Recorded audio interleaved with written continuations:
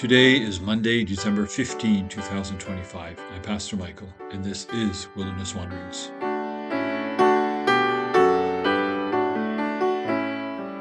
Our text is John 2, verse 11. What Jesus did here in Cana of Galilee was the first of the signs through which he revealed his glory, and his disciples believed in him. This Advent, we are focusing on Immanuel, God with us. Let's head deeper into the Gospels to see what there is regarding this theme in the life of Jesus. Today, a wedding in Cana. There is significant mystery in this story. There is no mention of who the happy couple are, or why Jesus and his disciples and his mother are even there. There is no explanation as to why Jesus tells his mother it's not his time, but then does a miracle anyway. Everything focuses on the problem and its solution. The problem is that the wine has run out. This was simply not allowed. Hospitality was paramount in Jewish culture, and a wedding without wine, well, that was the worst of the worst. It would be the story of the town for generations. But Jesus intervenes and provides an abundance of excellent wine. And I do mean an abundance. The 6 stone jars that are suddenly filled with wine have a combined capacity of over 700 liters.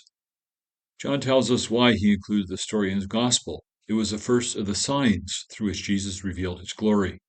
The glory of God's kingdom revealed in an abundance of wine. Is that wise, you might ask?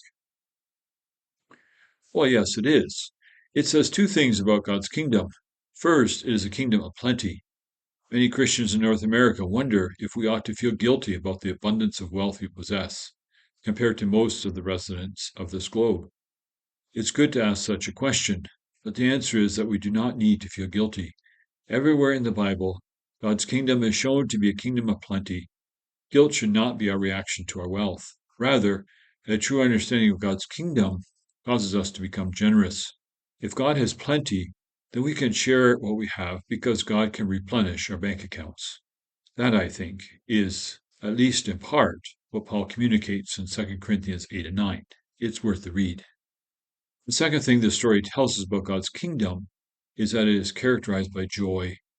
Years ago, I was walking alongside some colleagues who were struggling with their churches.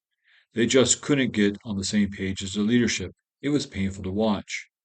I remember wondering if it was all right for me to be enjoying ministry so much, because I really was. Then a retired pastor told me that it was permitted to enjoy ministry. He reminded me that the kingdom of God is one of joy. Jesus brought joy with him. The angels said as much to the shepherds. So when you receive a gift this Christmas, receive it with joy, recognizing that God is inviting you to enjoy a taste of his kingdom. As you journey on, go with the blessing of God. May the peace of the Lord Christ go with you, wherever he may send you. May he guide you through the wilderness, protect you through the storm. May your day end with rejoicing at the wonders he has shown you. May you rest in his provision as he brings night and then new dawn.